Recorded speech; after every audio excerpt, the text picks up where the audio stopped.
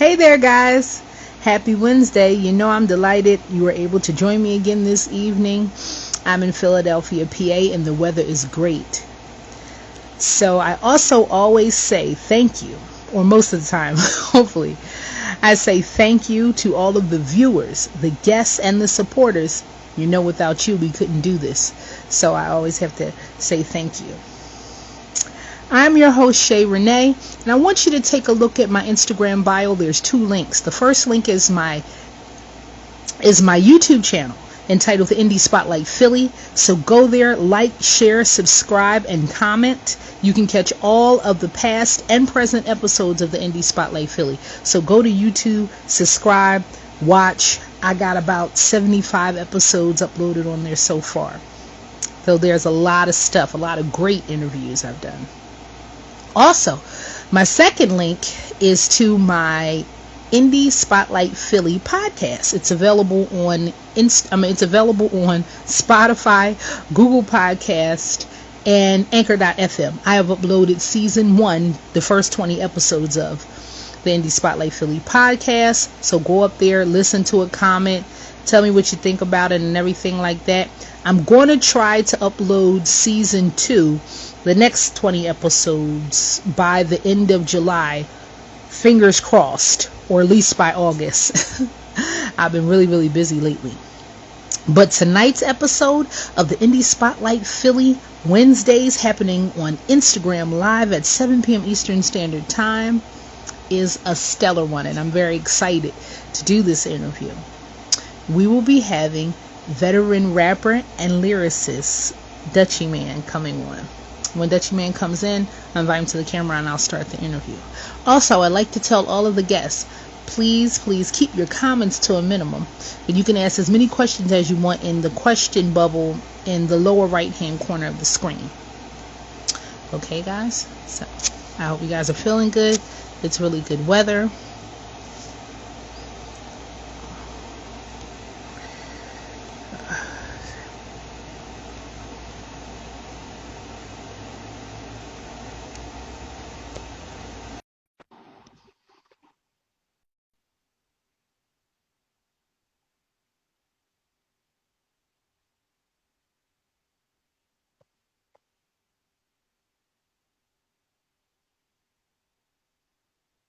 Okay, I think I pinned that right.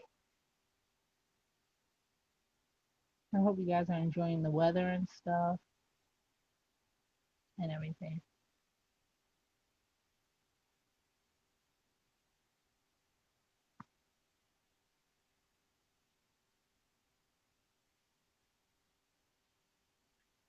And if anybody wants to ask me any questions or anything like that, you can always just inbox me on Instagram.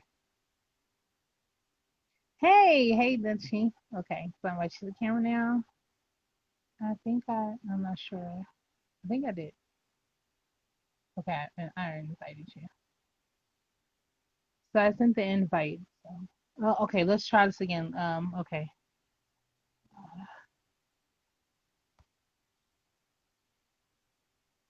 So I just sent the other invite again. Hey, Hey! what's Hi, how are you? I'm great. What's up? Good. It's great to see you. I wanted to tell you thank you for being so reachable and being able to, for me to communicate with you and reach out to you so that we can do the interview. So I thank you for that. No problem. I mean, I just try to make sure that I serve my purpose in life, and I to be an entertainer and keep people happy. So, I just like to be a humble person. Definitely. So, what part of Philadelphia are you from?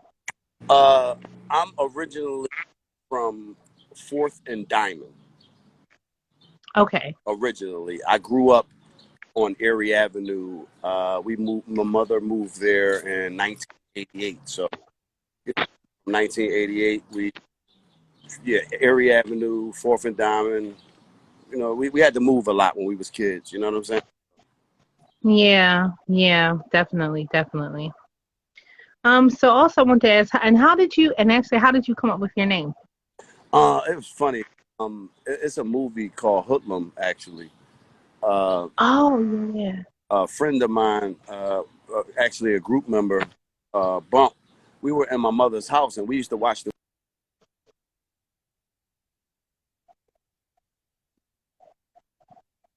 Oh, the She was sound. like, Oh, "One day here you're it going is. to turn into." Can you hear me? Yeah, yeah. It just chopped a little bit, but I can hear you now. Okay, so my mother said, "Y'all watching that movie, y'all going to turn into a Dutch and a Bump," and we looked at each other like, "Oh, we might as well." So So you're talking about you and Bump J? Is that? yeah, yeah, exactly. Okay. Yeah, yeah. So Okay. So cool, cool. No, no. I always ask people like how they came up with their names if it was like. So that's cool. That's cool. So where can people actually like? So where can people find you at as on your social media, like all your social media platforms? just Dutchieman, Dutchieman. Dutchieman on everything, all platforms, everything. Great, great, great. And do you have merchandise for sale? I'm starting my web page over with the release of my next project. I'm actually signed to a different company. They didn't do right by me to my liking, so I switched over and just I'm doing it independently. And I just think independence is the way for certain artists to do what we need to do.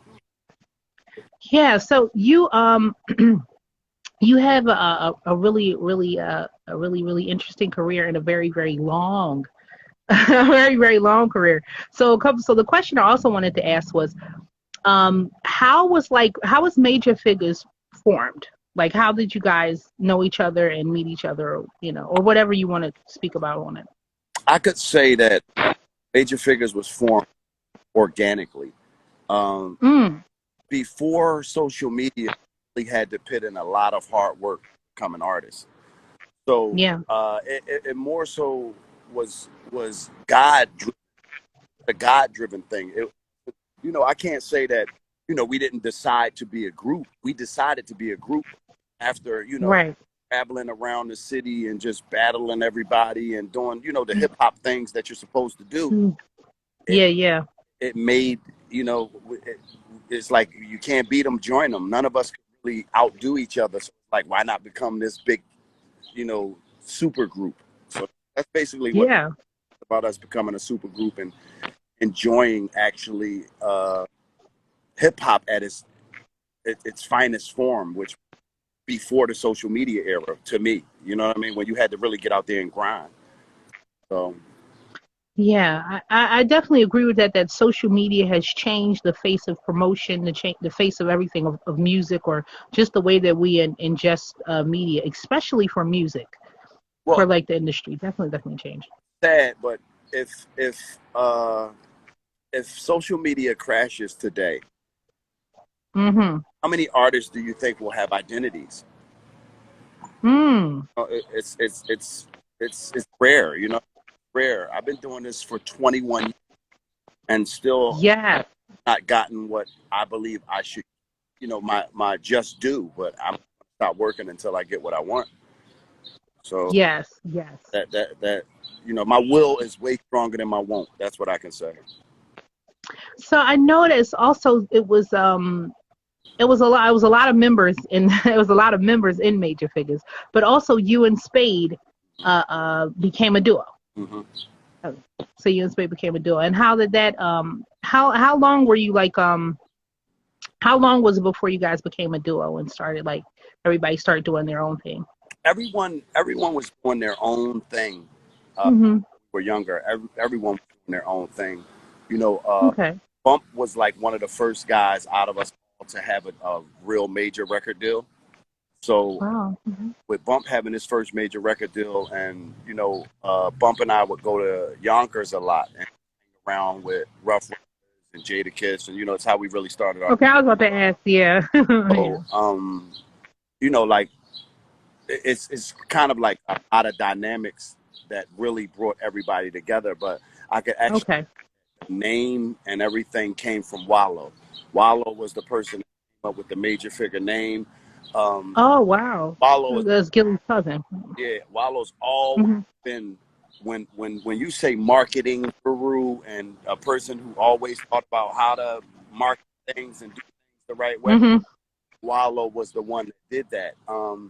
It was misfortunate that he had to go away to go to prison, and Yeah, very. smart Such a young age. Gilly being a smart person, and just having the passion anything that he wanted to do, uh, kept going with the name.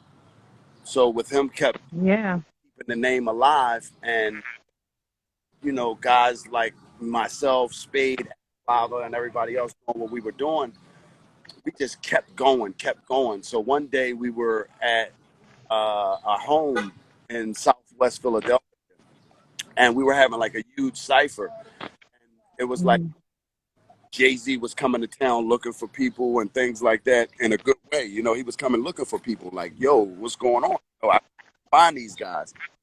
And one day me and Spade were the last two that still had bars and hooks and verses at the end of the cipher. And it was a guy by the name of Stevie G that said, yo, you guys might as well be a group. He took us to New York. We met this guy, Lance Rivera from Entertainment, which was Biggie's homie.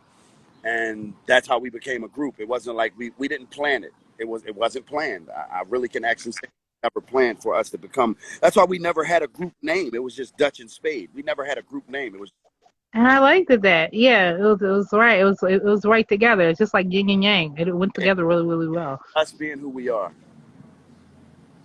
Yeah, yeah. So I also liked it talking to I also am glad that I'm having an interview also with you because I also wanted to just like talk to you about like hip hop and rap and like the business side also since you've been doing it for so long. And so what advice would you have for someone who wants to start doing music or was in music or any like piece of advice you can have for them? Say it again. I'm sorry. The last part. I'm sorry. I said, if you have any advice for anyone that wants to start or is already in music or trying to get into music or rap or whatever. Well, learn the business. I would say learn the business. It, Mm-hmm. it's a small percent of of talent. Talent is Yes. of it. The huge percentage of it is understanding that you're not going to be able to do rap for the rest of your life. A lot of people need to start insuring their voices and using them as instruments, as same way you would insure an instrument. If you lose your saxophone or your guitar, you could lose your voice. Start insuring yourself. Um, Mm-hmm. Reading more. Start understanding. It's a lot of new artists who don't even know who Tupac Shakur is, Christopher Right. Wallace is, and it's sad. You know what I mean? So learn the business part is the part that I think that a lot of these young artists do not understand. They don't understand the business aspect of it. And the moment that they understand the business aspect of it, a lot of these labels won't be able to get over on artists with these 360 deals and things like that. Mm-hmm. Yeah. And definitely since you're like and also since you're like a vet in it, like I wish that when I was in school and I was going to music business, I was going to music business class and they would have people come in and I was like, well, why don't they have people like you come in? Why don't they have like people that used to that are from my neighborhood or from the city where I live at or where I grew up in? Like I don't see enough of that. I'm like, we can't just look at it from the high tier or like the huge celebrity tier. We also have to look at it like while we're in the thick of it and stuff. I learned a lot of stuff from like interviews and stuff from doing interviews with a lot of artists. So I do I do thank you for your knowledge and stuff. Well, Philadelphia, the issue with that, it's not Mm-hmm. fault anyone. I fault where Mm-hmm. we're from. There's a lot of people who are in control of the music scene in Philadelphia. A lot of people who are in control of things that go on in the music scene in Philadelphia. They try to shadow out a lot of the artists. I don't like to do too many of the naming names, but people know Mm-hmm. what I'm talking about when I say these things. There are a Mm-hmm. lot of people who have power in our city, but they don't use the power in a positive direction. Some artists Mm-hmm. really just need guidance. Why not take kid really want to help somebody, take them and show them the business. Mm-hmm. Not Yep. hard to take someone, teach how to fish. You teach them how to fish and be able to eat for the rest of the, so Mm-hmm. I have a problem with this thing called tutelage. You have to share, you got to be a person that gives just as much tutelage as you would have wanted when you were young. Mm-hmm. Wish I had someone show me the things that I know now, but because I don't, I instill it in my children. I instill it in the young artists who choose to listen to me. I instill it in myself daily because I don't know everything. I'm still learning. Right. Definitely. Yep. Yep. That's why I said, I love these interviews because I get to talk and find out from somebody that's like doing it from both sides. But I also seen on your page that actually you and your wife, you're going to be doing a podcast. Yeah, Can you tell me a little bit about that? it's going to be called Truth About Marriage. Yeah, so I know. Yeah. Like, I like it. it's going to be just us. Everyone just kept asking us to do it. So we actually shot the pilot the other night at about Oh. 4 in the morning. We did the intro and the pilot for it. So the next stage is just wait to see how it came out, see if we like it, and we're going to proceed from there. But it's just, I think it fits better for us to give perspectives from a couple's aspect on just life and like I said, the truth about marriage. It's not always happy, not always great. It's not always a beautiful thing. But if you really love someone, you can persevere through anything. So that's just the way that I look. What's your wife's name? My wife's name is Tyra. Tyra. Tyra. How long have you and Tyra been married? We've been married for 2 years now.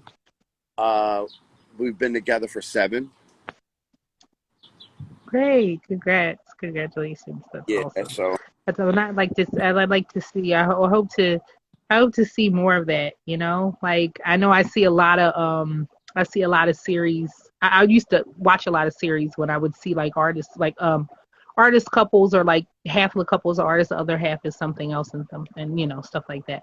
What other type of things does your wife have a business or have any merchandise we or anything like that? we actually have a nonprofit organization called Ring Out for Kids. So for the last year, it's been rough with COVID, but the year before last, we actually fed children for Thanksgiving at the Ronald McDonald House. We actually had a full-fledged awareness event for. I have a daughter who's a cancer survivor. I lost my mother in 2014.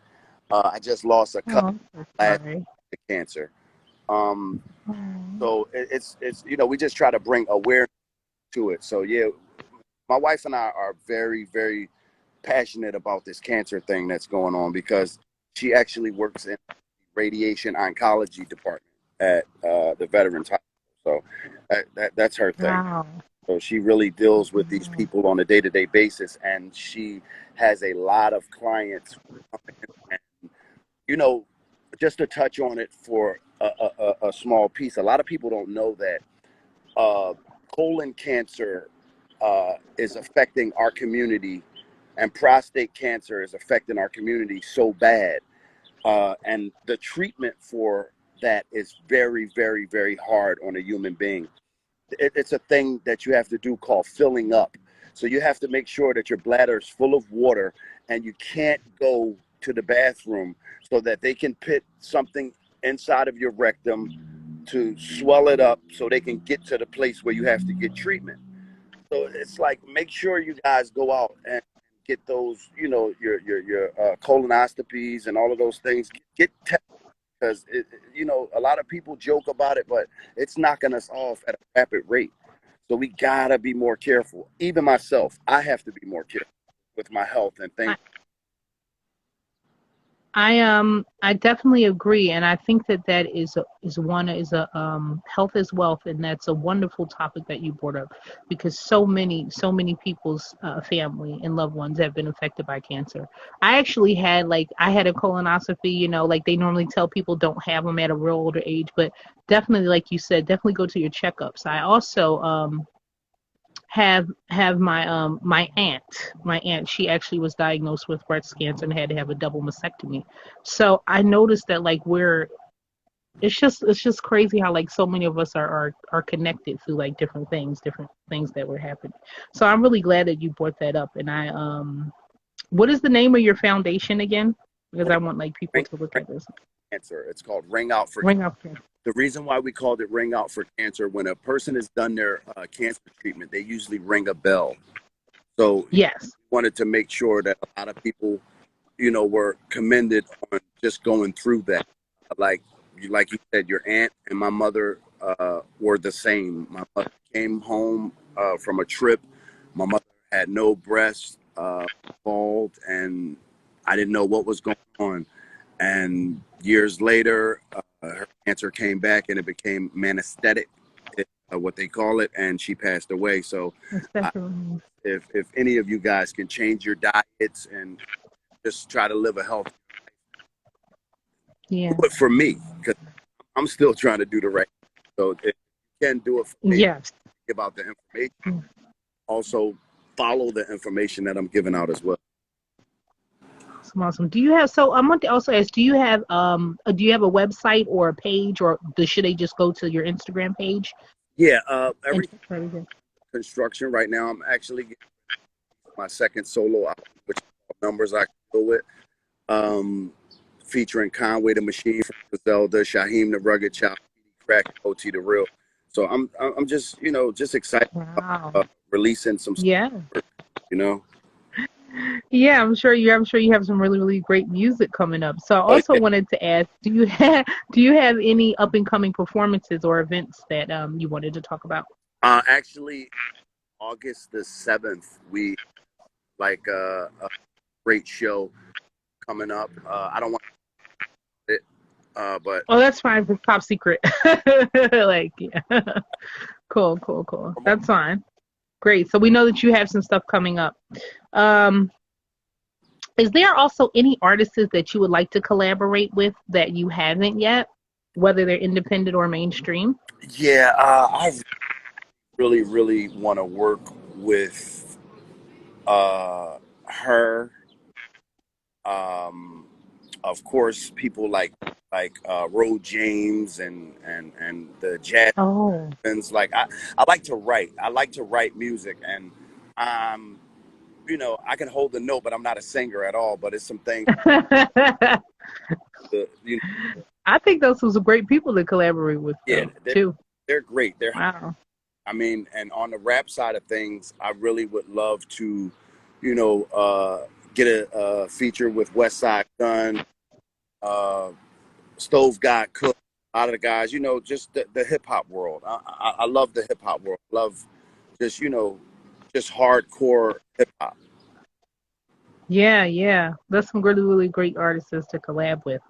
That's great. So, due to everything that happened with COVID-19 and the shutdowns and everything, where do you see, do you see the future of, like, live performances? Is that, like, opening up? Is it slowly?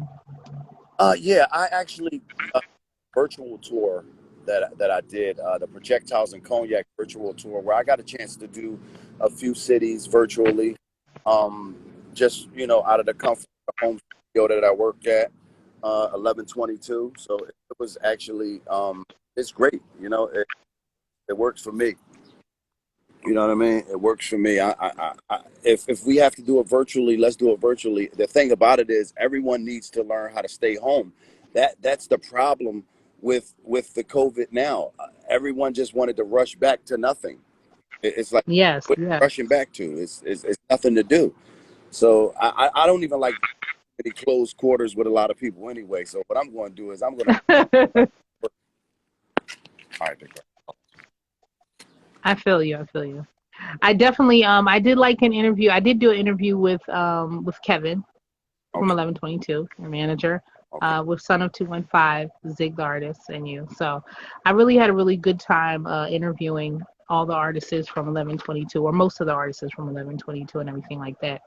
I hope to see like just more interviews when talking about behind the scenes, like you were saying about what's going on with like artists, what's going on with their record deals and stuff. And being someone that like, you know, got turned down from a record deal. I always loved the music business side, but after that, like you start to like look at it for like what it's worth. Like you said, it's 75% business, maybe 25% music, maybe less than that. Less than that. So I wanted to ask, before like wrapping up the interview and everything like that, I want to ask, did you want to say anything else, or did you have anything that you wanted to add? I just want everybody to make sure to download my single out next week with Conway the Machine. It's called Numbers. Love it. It's new. It's brand new hip hop. Kept asking me, Dutch, when are you going to drop something? When are you going to drop something? So now I'm just going to drop something. You know, give them some more music. You got to keep the content rolling. That's what makes it happen. Content. More Definitely. You do have to keep it. You do have to keep content going on all the time. So I'm sorry. Go ahead. No, I was just saying, yeah, I like you want content. And when will we be able to see like the premiere of the podcast? I forgot, what's the name of it again? The Truth About Marriage is The Truth About Marriage. Yeah, The Truth About Marriage. I'm just waiting right now for the first vision of Okay. you know, just to see what things are looking like. We want to make sure the lighting is right, everything else is right. So once we do those type of things, then we should be fine. You know, should be fine. We just want to make sure that I don't want to put any slum music out. Exactly. You know what though? You know, you can put, it's not like the amount of content too you put out, it's like the quality too. You could put out something like once a week and it's like good. Yeah, and it's like I don't want to put it out. I don't want to. Right. You want to make. I agree. Yeah. I definitely agree. Making sure that we're doing what we have. Yeah. So I hope to like come to like one of your nonprofit organization events, or one of the performances, hopefully soon, when I get everything straight and stuff like that. And I just hope to work behind the scenes or with you in some way, shape, or form, and also like with your wife as well. Well, and I wanted to go ahead. Me the contact information already. I spoke with you on the phone, right? Mm-hmm. All right. So just send me a text over and let me know what your schedule is like, and then I'll speak with my wife and we'll just pick it up together, because we're actually planning our second annual awareness event for October. So. Oh, okay. And so with us planning it for October, it's going to be just going to be incredible. I wait.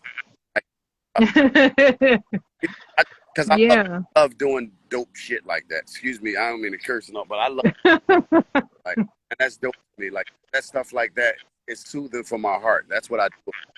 I do it for the blessing, you know. And so I'm just happy to be. We definitely need a blessing for 2020 and 2021. Definitely. Yeah. All the blessings you get. Well, I wanted to thank you for coming on the Indie Spotlight Philly. I was very happy to have you on. I also wanted to tell all the viewers, thank you for coming on. Thank you for joining in. And I also want to